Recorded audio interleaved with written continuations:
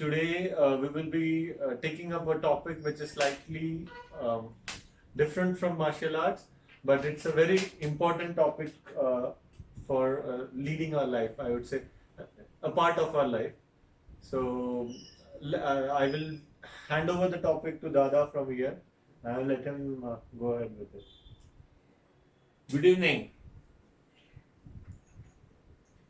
The incident I'm going to start talking about is long time back, nearly 35 years ago or something like this. 35 years ago.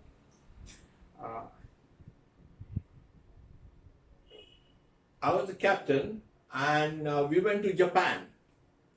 Now normally in Japan, if the Japanese will never invite you to their home for dinner. I mean, they will invite you just to come and sit and have tea or something like that. But that's also rare. Dinners and all that, they prefer to invite you and they will come with their wife or family and take you out to some very nice restaurant or a very nice bar or something. You have a drink and a dinner outside. And this is also true of it's amongst Japanese themselves, because their houses, apartments tend to be very small, and as a result, they prefer to have you to entertain you outside, not within their private homes. Now, this time I made a friend with one young man. More or less he was similar age as that of mine. So I was 36, 37 years old at that time. And he invited me, he said, "Captain, can I invite you home for dinner?" So I said, "Wow, yes, I would be honored." And he said he'll come and pick me up at 5 o'clock in the evening. So I was at the dock gate exactly at 5 o'clock and he came right on time. And I realized that I'm going to a Japanese home for the first time. And I've just come from, actually we had come from United States, east coast of United States, through Panama Canal. And I didn't know that I was going to be invited by somebody. So I was empty-handed, I had nothing to give him. And in our tradition, and I mean, it's always nice if you're visiting somebody's house that you carry some gifts. Don't go empty-handed. You can carry flowers, you can carry gifts, anything, something small, token. So with that in mind, I had nothing to give. So I suggested to him, I said, how about before going home, I want to do some small shopping. Can we go to some shopping center? So he said, yes. He didn't know for what. So he said, yes, we could do that. And then he said, before starting the car, he said, by the way, he said, I have bought a gift for you and your wife. And then in the car, he gave me a gift wrapped packet. And he said, this, you open it when you go back on the ship. This is a gift for you. So whatever, I said thank you and I received that, and I realized that it was quite heavy. I didn't know what it was, but it was quite heavy. So in my mind, I was thinking of buying a bouquet of flowers for them when I'm visiting their home. But then when I received this gift, while we are going to the shopping center, I started thinking, oh, here is a young man my age, a young man, and I know that I am earning at least 3 times more than he's earning. And now he gives me a present like this. So it would look, in my mind, it would look bad if I just give flowers. So I said, when we went to the shopping center, I said, I also better buy something for his wife and children. So first I thought he had 2 sons, small sons. So I went, and instead of buying flowers, I went to a very nice shop, the kids' shop, and I bought expensive toys, which were educational toys, but expensive ones, and made 2 packets, and he was standing there, and made 2 packets, and was effecting the payment, and he said to me, Captain, I have some small job, so while you are making the payment and all this, I will just come back. So I said, all right. And I got this 2 boxes. He came back, and I said to him, Sajiro, here is a present for your children. So he got that present from me, and he said, thank you very much, thank you very much. And but I also have got a present for you. So he gave me another present. And I said, my God, you know, I'm earning 3 times more, and you already given me 2 presents. So I went to another shop and bought a very expensive vase for his wife and the house. And he saw me buying this, and while I was making payment, he said, I'll be back in 5 minutes. And he went and he bought something more for me. That's the time I realized my mistake. And because when he came the 3rd time, he looked worried, worried sick, because I was spending money and he was going to run out of money. And at that time, I suddenly realized how stupid I have been. The correct thing for me to do was to receive the gift that he gave and be thankful. Don't even have to show, to say thank you, because in Western culture, thank you means thank you is done with. I'm not indebted to you anymore. In Eastern culture, I need not say thank you. In my language, actually, in Marathi, there is no word for thank you as thank you.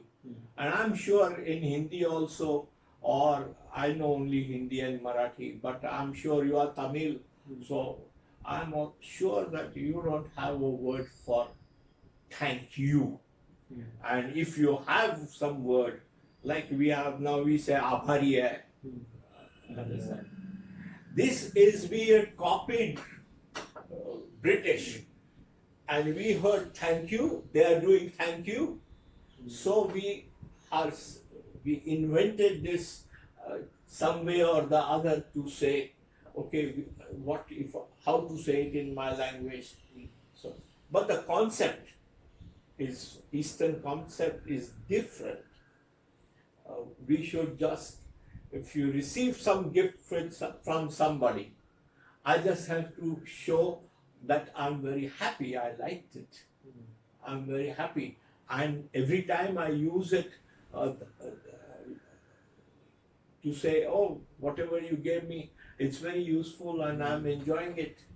Saying that you are enjoying it and that it is useful, or somebody gives me a shirt or a t-shirt to wear it when that person is coming, which means that I'm making good use of it.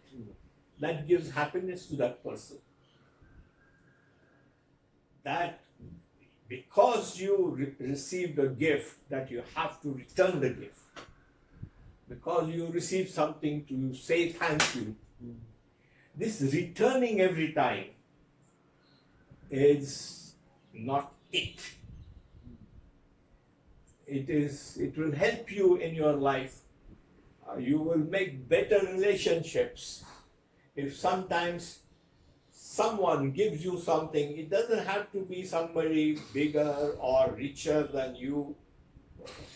It can be my driver suddenly thinking of, Saab likes guava. So he might suddenly think, let's buy guavas because if that's what I can afford. So he might buy a nice guava, a fresh guava, he knows how I like it. And he'll say, Dada, I brought a guava for you. My God, this is fantastic gift. To share that, give half to him, give maybe something to somebody else, and to eat that and say, wow, nice guava, I'm enjoying this, is better than to say thank you. Thank you means finish with it, done with it. This kind of approach is excellent in human relationships and even for one to go ahead in their careers. We have a concept in India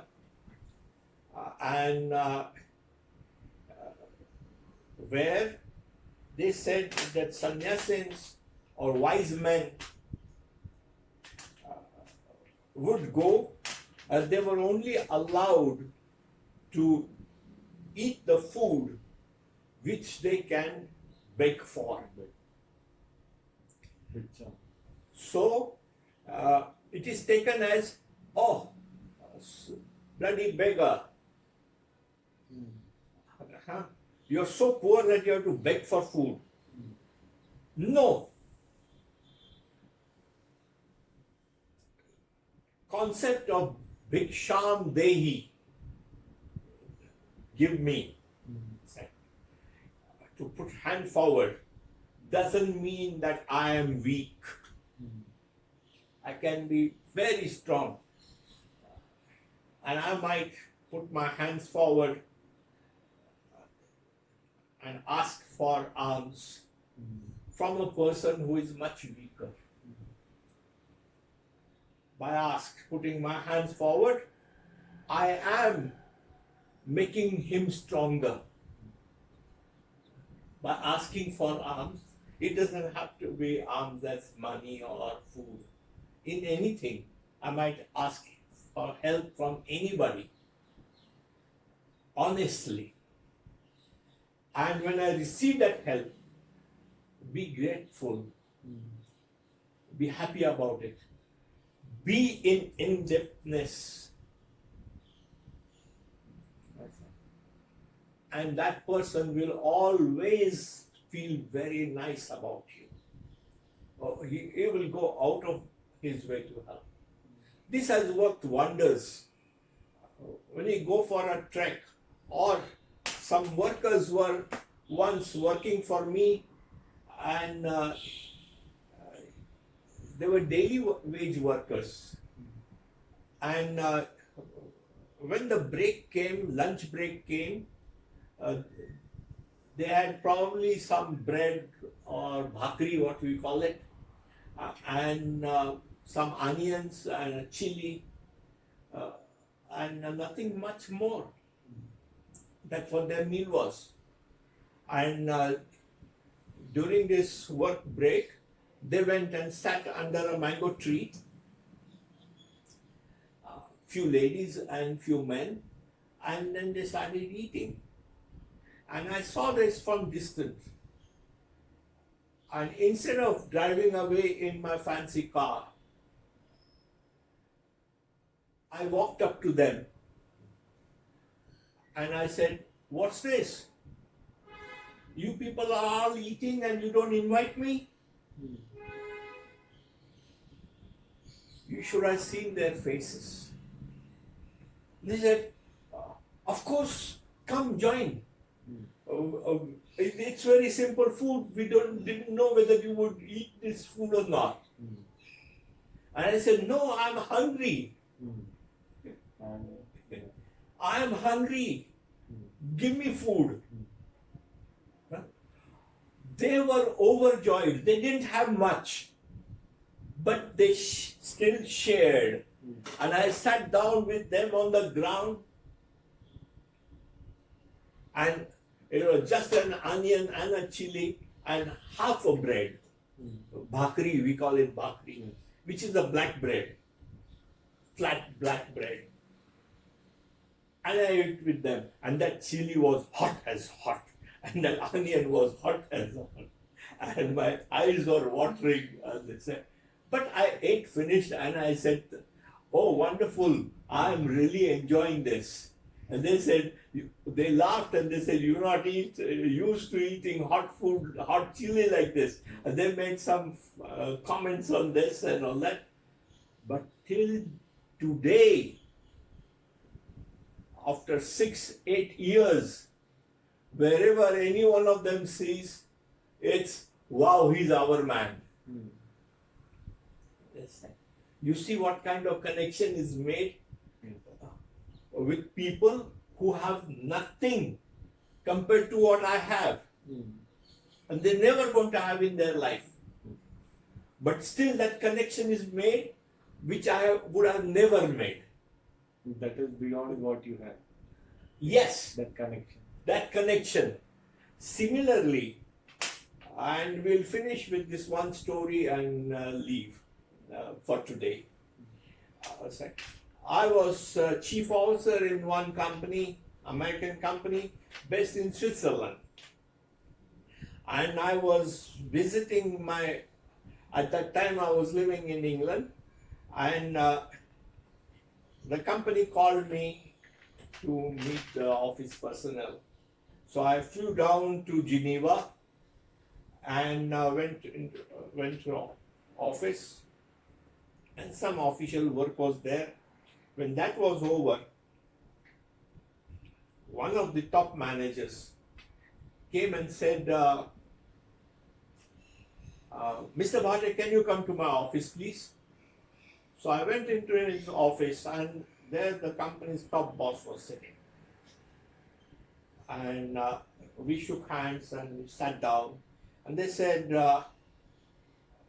"We know that you just left your previous ship and you've been home for only 3 days, but we have a problem on one ship of ours. So would you fly immediately?" I said, "What's the problem?" They said, "On this particular ship, there is a Yugoslav chief engineer who is very short-tempered. He's excellent engineer. He's one of our top chief engineers, but he is very short-tempered, and he often loses balance and hits. And the chief officer there, a Dutch man from Holland, he and his chief engineer had some altercation, and the chief engineer hit the chief officer. They said, Normally for offense like this, the person would lose his job. But as an engineer, he's so good, we don't want to take him off. And the Dutch chief officer has refused to sail with this man. So we have a problem. And they said, we have quite a few chief officers in the company who would go, whom we can call. And we did call a couple of some Britishers and some Germans to tell them, can you come and join the ship? And they said, why is this Dutchman leaving? And then we told them that this is chief in a village who has hit the previous chief officer. And this is the case. And all the other chief officers, Germans and the British, they turned around and said, oh, it's chief in a village, we don't want to go and work there. Because we will have the same kind of fights. And that man is strong and he can, this fellow, Van Gemert is lucky that he was hit by, he was punched. But Bilic is capable of hitting with a spanner. So we don't want to go on this ship. So we are stuck. The ship is in Dubai and she is fully loaded and the ship has to go to Los Angeles. So it's a long one month voyage. But the chief officer has refused to sail and we need to have another chief officer. So would you fly? So I said, yes, I would go, but I need to go back to England to get my gear. So they said, that's all right. So they arranged a flight for me and I went home to England, to Plymouth, got my gear and the next day flew to Dubai to join the ship. Now, what was going on in my mind? How to deal with this Mr. Bilic. And the personnel director before leaving Geneva said to me, you shouldn't have said yes to this. Because it's one thing to say yes to Mr. Parson and to the top boss. But when you go on board, you are going to have great problems. The other chief officers are bigger in size. They're Europeans, you are small, and Indians. And as it is, Mr. Bilic doesn't like Indians. So that is one more thing. And then you're going to have problem about this. So now what happens? I land up on the ship. The ship had just come just to pick me up and to get other chief officers down. I met the other chief officer just at the gangway and he just shook hands and said, handover notes are kept in the office. And this was 4 o'clock in the afternoon. And as I came on board, I just put my luggage in my cabin, went straight on the bridge where Captain was there, and it's my watch from 4 to 8. So I went straight away on the watch. And we crossed Straits of Hormuz, came out of Hormuz into open sea. Captain went down around 6 o'clock in the evening, and I finished watch at 8 o'clock and I came down to my cabin. Now normally on all ships, the chief officer would come down and open up his luggage because I have a next watch morning 4 o'clock. So I would settle down and open my luggage and arrange everything. Maybe go down and have some food, sandwiches or something like that, and go to sleep because I have a morning watch. And I decided, no, I better go and meet Mr. Bilic. So I went to Mr. Bilic's cabin, which was on the captain's deck. And the door was closed, but I could hear quite a few people inside. So I knocked and I said, "Come in." So I opened the door and went in. All the engineers, radio officer, and electrician. So there were 7, 8 people sitting in that sitting room, and they had a very large bottle of wine. Actually, it was not a bottle; it was a keg, wine keg, and they were all having red wine. Almost all of them were Yugoslavs, except that the radio officer was British. And when I say Yugoslavs, there were some Serbians and some Montenegrins, but mostly Croatians. So as I came in, by body language, I could make out that this must be the chief engineer. So number one, he has to be in age more than others. But if there was somebody who is as old as him, and he was not very old, he was 45 years old. The rest of the people were much younger. But even if somebody had been as old as him or older still, because of his authority and behavior, the body language is different. So you know who the boss is. So I walked straight up to Mr. Bilic and I said, "Chief, good evening." Shook hands. And then in Indian style, I bent down and touched his feet. So he said, "Whoa, what you doing?" Because he doesn't know why I bent down. I said, "This is a mark of respect in India. If you have a real respect for somebody, you touch his feet." So, wow, he is already built up. So he said, he felt nice about it. And he said, "Yes, Chief, you came new on the ship. Welcome on board." So I said, "Chief, all of you are having wine. You are not offering me wine?" He said, yes, of course, Chief, I have wine." So he took that keg and I got a glass full of wine. And I said, best not to talk much.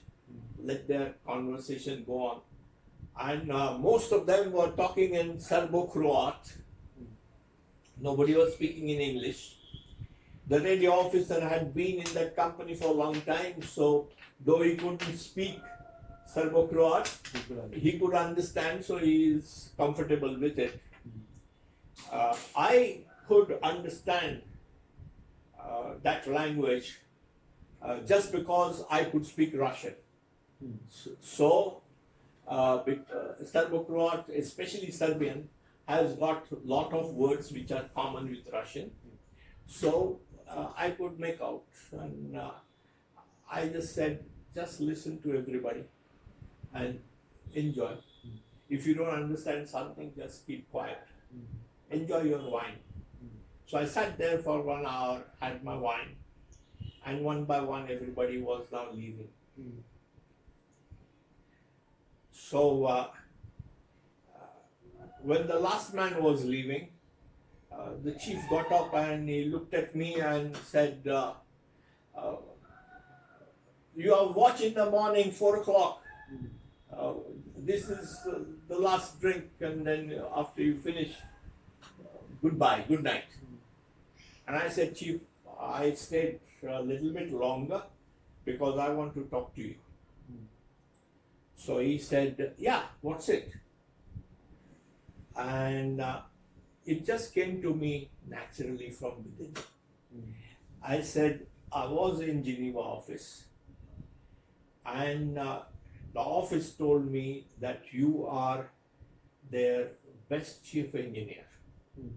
Of course, the office hadn't said he was the best, but they said he was technically very sound and he was one of the best. But I changed a little bit and I said, you're the best chief engineer. And to tell you my background, I have come to this company from British company. I was chief officer in P&O. And on British ships, you had lots of extra officers. So, and I was trained there in a tanker job, but there are some areas where I am not so confident. So cargo pumps, it's a tanker, so we have huge pumps which can pump 5,000 tons of oil every hour. So we have 3 big pumps like this. So I said, I'm operating the pumps, I know how to operate them, but I don't know how to open them up and carry out maintenance. Which I can get it done. I can just turn around to the engineers and said, open up the pump and overhauling is due now. And I can just watch. But Chief, would you help me and make me understand and teach me how to do this job myself? So, because if you teach me, then every time I don't have to call engineers for this. And I would understand the working of the pump much better if I can understand the maintenance. And the whole equipment will remain. Oh, Mr. Zenko Bilic was overjoyed. He got up and he said, you are the first chief officer who ever asked me this. Very good. He said, from tomorrow, but I'm just as I'm a very good teacher, I'm a very hard teacher also. So discipline. And from tomorrow, your training starts. Believe me, I was with Zenko Bilic on that ship for 5 months. And I sailed with him later on again, once as chief officer, once as captain and chief engineer, where I'm senior to him. But in the company, it was known that Zenko Bilic will do anything that I say. 200% cooperation. I could do nothing wrong for Zenko Bilic. And he went way outside to help me out in anything that I asked for. So everybody in that company was wondering how I can get along with a man like Zenko Bilic, who is arrogant, who is always attacking captains and chief officers and not cooperating. How with me he is completely different. Simple. I took a station, I became his student, I asked for his protection. Just by accepting one step down. If I had gone, I am chief officer, you are chief engineer, we are same rank. The approach. Who are you? I want something done, I will come officially tell you that this is the requirement, do it. If you don't do it, it's captain's job, worry. I will just complain and tell about you that you are not doing it. This is the way normal work goes. But if you just say, put your hands forward and say, I need help, will you teach me? Completely different approach. The same man who is kicking everybody's ass is going out of the way to help me. Because I become his student, He cannot let me down. He has responsibility to help me, to cover me up, even if I make a mistake. So this approach works in life. Just like I ask for food. You make a contact with people which is never ending. You can even go to your enemy. Just like at the end of in Ramayana, Yeah. at the end of the war when Yeah. You can Ram- go to your enemy and say, I need help. That enemy would be more trustworthy than somebody who is ready to stab you in the back of your own people. So this is a lesson for today. And I hope this kind of approach will help you in your life. Thank you.